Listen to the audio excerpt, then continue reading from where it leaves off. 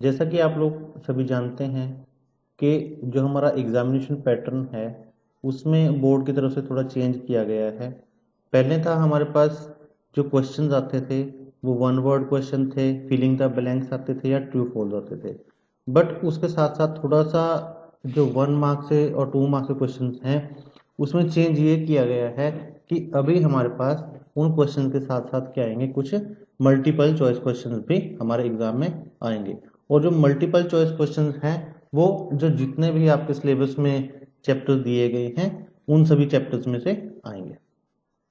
तो जैसा कि आप लोगों को इलेक्ट्रोस्टैटिक्स चैप्टर 9 की असाइनमेंट दी गई थी, उस असाइनमेंट में हमारे पास 16 जो क्वेश्चन है, फर्स्ट 16 क्वेश्चन जो हैं वो क्या हैं, एमसीक्यूज हैं।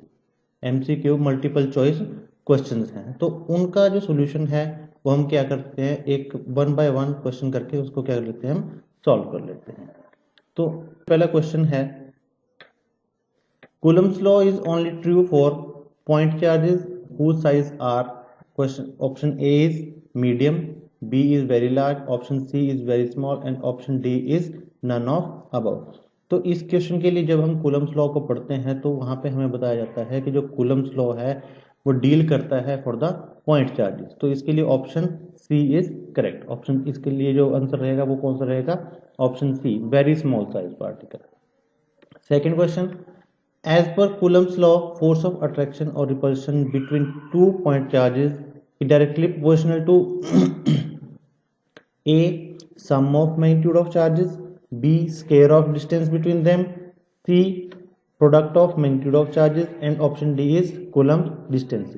जब हम Coulomb's law का फॉर्मूला लिखते हैं, फॉर्मूला हमारे पास क्या होता है, F is equal to 1/4π∁0 Q1 Q2 by R square। 1/4π∁0 Q1 Q2 upon 1/4π∁0 Q1 Q2 upon R square। तो इन ऑप्शंस में जो हमें ऑप्शन दिए गए हैं, यहाँ पे 4 ऑप्शन दिए गए हैं। ये सबसे पहला क्वेश्चन ऑप्शन है सम ऑफ मैग्नीट्यूड ऑफ चार्जेस। इसमें हमारे पास जो चार्जेस हैं उसका सम नहीं है बल्कि उनका क्या लिया गया है, प्रोडक्ट लिया गया है। ऑप्शन बी क्या है, square of distances.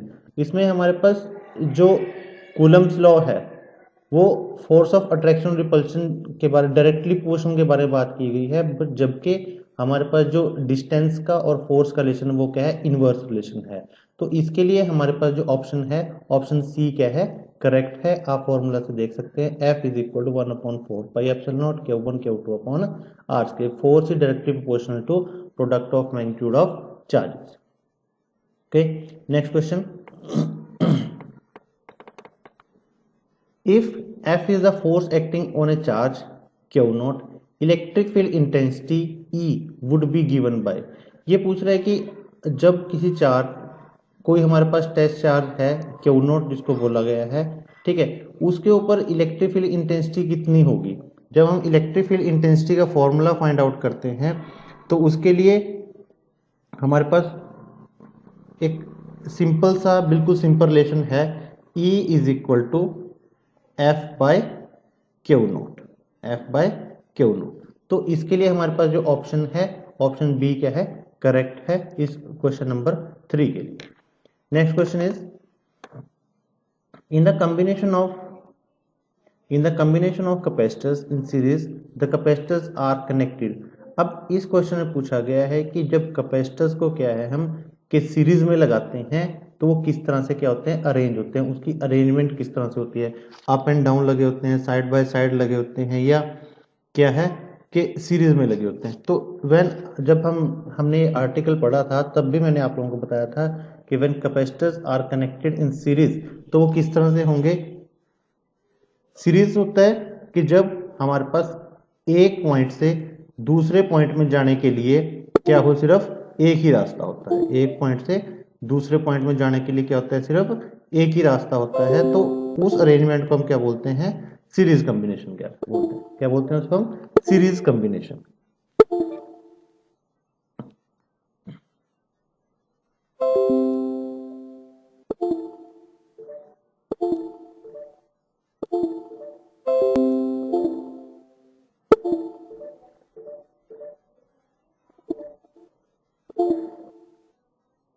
So you can see here, अगर तीन कैपेसिटर्स हैं हमारे पास C1, C2 और C3, अगर उन तीनों को क्या किया है हमने सीरीज में लगाया गया है तो वो क्या कैसे लगे होंगे, साइड बाय साइड लगे होंगे। तो इसके लिए ऑप्शन हमारा क्या है, option B is correct. Move to next question. Question number 5 का जो सॉल्यूशन है वो हमारे पास ये दिया तो गया है एक मल्टीपल चॉइस क्वेश्चन, पर ये मल्टीपल चॉइस क्वेश्चन के साथ साथ ये हमारे पास क्या है, न्यूमेरिकल भी है। इस न्यूमेरिकल का इस ये जो हमारा मल्टीपल चॉइस क्वेश्चन है इसको हमें न्यूमेरिकल के जो कूलम्स लॉ का फॉर्मूला है उसके थ्रू हमें क्या करना पड़ेगा, सॉल्व करना पड़ेगा। तो उसको हम क्या कर लेते हैं, सॉल्व कर लेते हैं।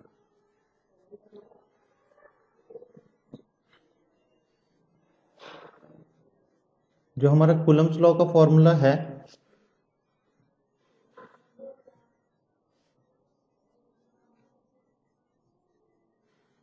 वो होता है F is equal to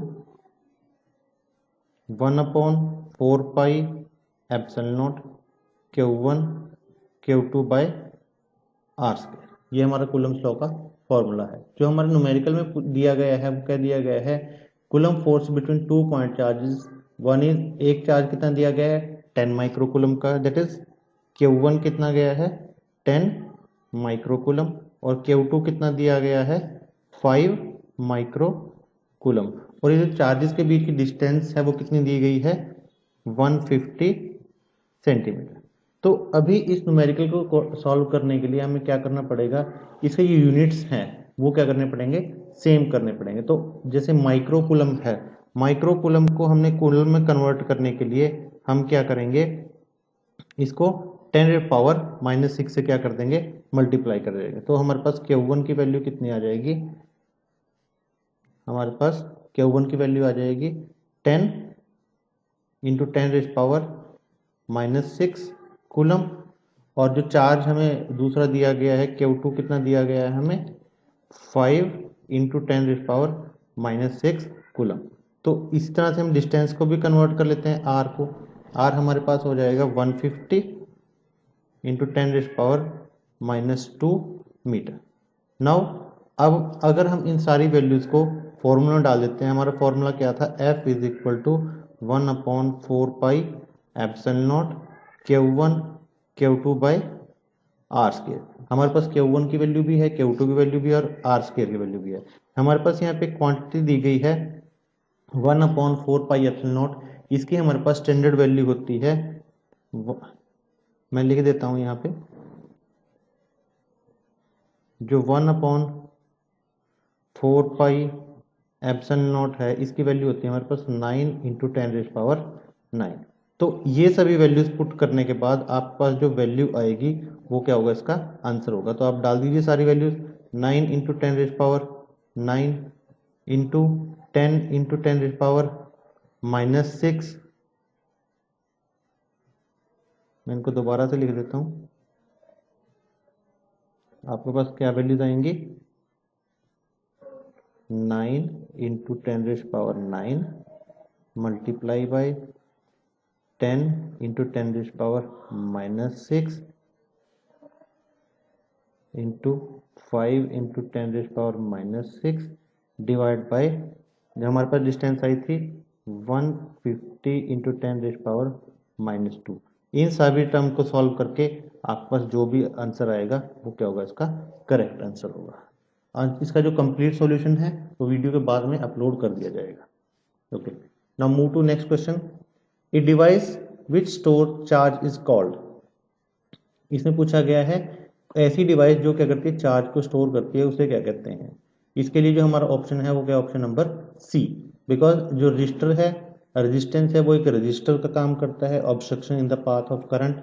inductor क्या करता है, मैग्नेटिक फील्ड में यूज होता है, मैग्नेटिक फील्ड प्रोड्यूस करता है। और जो ट्रांजिस्टर है वो हमारे सेमीकंडक्टर डिवाइस है। तो चार्ज स्टोरेज हमारी डिवाइस कौन सी होती है, कैपेसिटर।